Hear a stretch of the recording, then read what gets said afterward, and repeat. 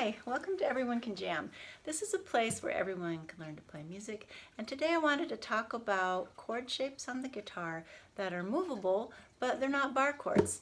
And this is a fun concept because, well, for one thing, they're a little easier than bar chords, but also once we become familiar with shapes that are movable, even before you're able to play the shapes, you can use the knowledge of that shape to help you find your way around the fretboard, which we'll be talking more about that once we learn our gateway chords, which I'm recording and posting about once a week right now.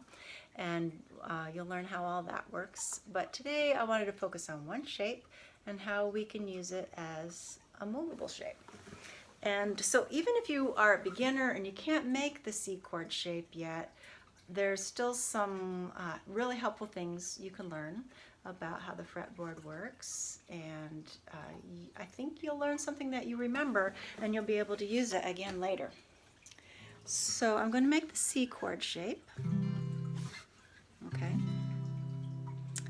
And whenever you learn a new chord, you want to know which spot is the note that names the chord. You can call that the root or the one, but in the C chord, it's right here. This is a C note. That's a C note too, by the way, but let's focus on this one.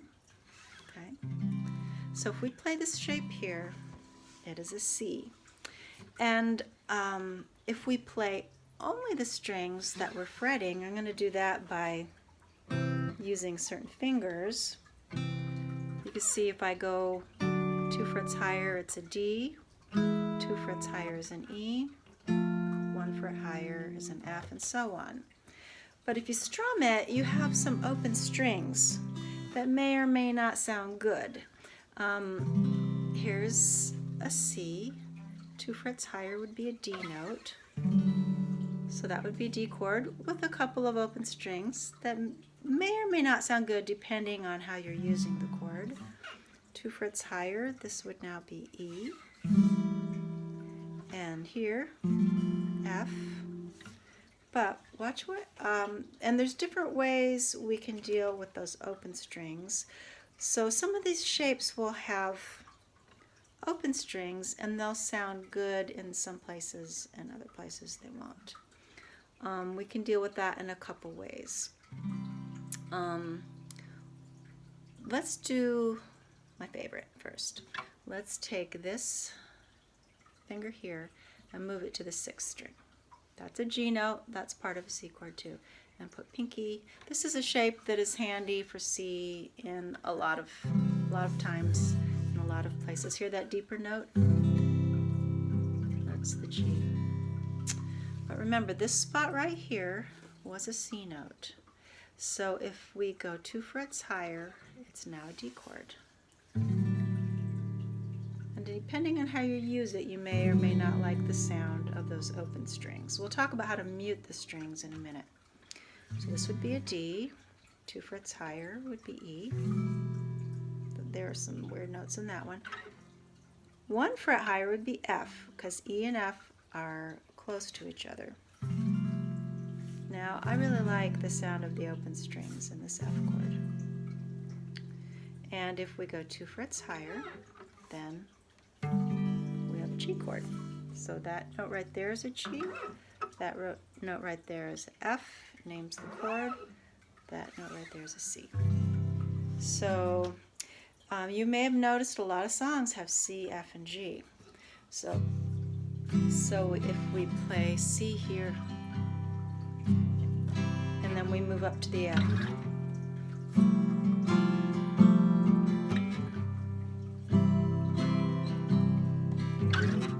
That can sound quite nice. And let me show you, we can do F and G also.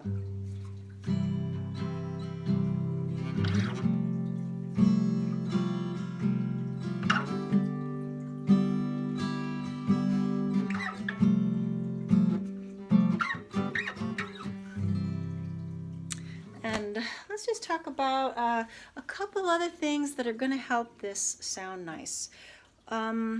I tried to not make a lot of, sliding noise, and there's a trick for that. When you're squeezing, actually I could make a whole nother lesson out of it, but you're gonna get it for free.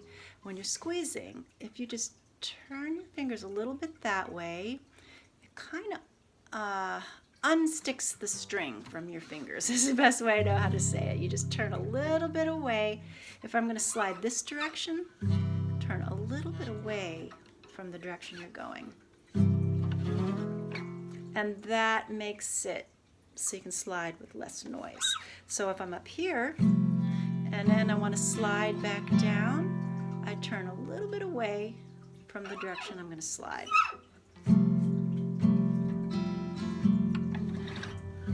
And that helps a lot with the sliding noise. Another way is to just mute. So if I was here, could just mute them before I slide down there.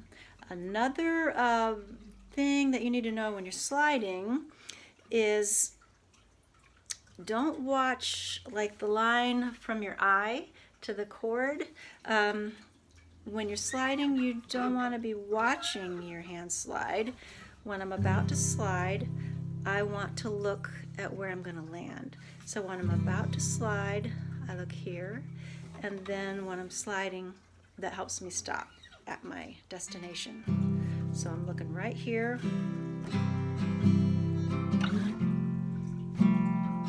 And so you can look up 3-chord songs and that are in the key of C. If they're not in the key of C, you can transpose them to the key of C. If you don't know how to transpose, you can watch my lessons. There's 4 of them right now on YouTube called Music Language Basics. And if you sign up for my email list, the website is in the description under this video. You will get the PDFs that go with it. This is part of the PDF that goes with the Music Language Basics, and it's the magical music map that we can use for a lot of things, but one thing you can use it for is transposing.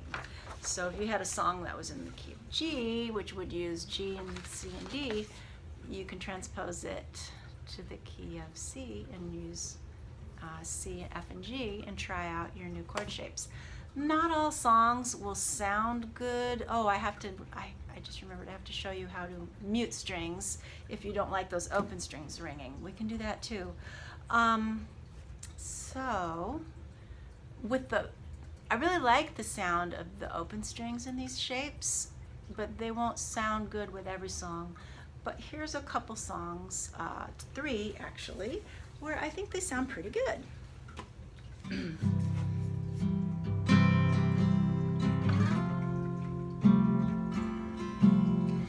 Can't always get what you want. You can't always get what you want. Now this song is going to have a D in it, so I'm muting here. If you try sometime, you just might find you get what you need. A lot of songs rock back and forth between what I'm going to call the 1 chord and the 4 chord. In the key of C, it's C and F. So a lot of songs sound good with that C to F thing. And this F chord, by the way, is a lot easier than the F's down here, which is one nice thing. I said I would show you how to mute. When I was playing the D, I didn't really like all the open chords, so this same shape, if you just kind of see how if you want all the strings to ring, you need space under this finger. But if I just bring this finger down, this finger is going to touch the 3rd string, and that 3rd string will be muted, and this finger can touch the 1st string. So now you're only hearing the strings that I'm fretting, and you're not hearing the open strings. Muting is usually, it's physically easy, but it does take some practice because it takes a little finesse. And another lesson I'll be posting, let's see, real soon after this one. It's going to be about, actually it's going to have a title like Pain and Injury, but also how to practice. Actually, in a lot of my lessons, I teach you how to develop new skills and how to plan your practice. So the muting thing, if you watch any of my lessons about how to practice, or if you watch the one about pain and injury, there'll be some tips in there about how to practice and how to develop a new skill like that. So the muting thing that I just showed you, so that makes it so the open strings are not ringing, and actually it will make a good sounding chord in any location. Okay. One other way, like say this might be difficult, if you just make the C shape, if you just let this finger kind of slack off and actually touch the first string, and your thumb can come over the top and mute the sixth string. And this finger can mute the third string. I understand, like I said, this is not a beginner lesson. It takes some practice to just get that muting just how you want it, but it's actually not physically difficult to make this chord. It just takes some practice to get used to the muting. So that covers a few options how to use this shape and the muting either this way or this way. And we did one song. Another song that sounds nice with these shapes would be, let's see, we need a different group. All my bags are packed, ready to go. Standing here outside your door. There's more than 3 chords in this. And you could put the other, oh no, that's not the right shape. You can mix it with your other normal chords is what I'm trying to say.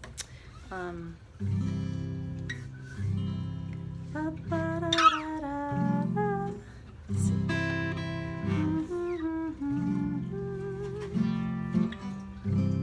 I don't have the right melody, let's see.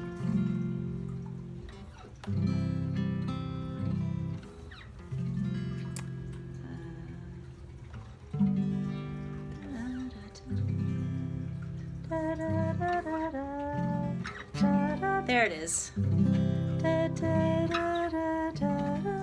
Goes to the G.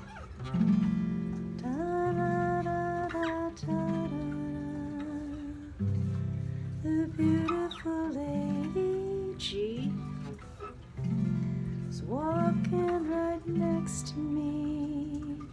So that song sounds nice. Wonderful Tonight by Eric Clapton sounds nice with those chord sounds. So I think that's it for this lesson. Please remember to like and subscribe if these lessons help you, and share them with other people that you think would enjoy them too. That helps me to be able to do this work.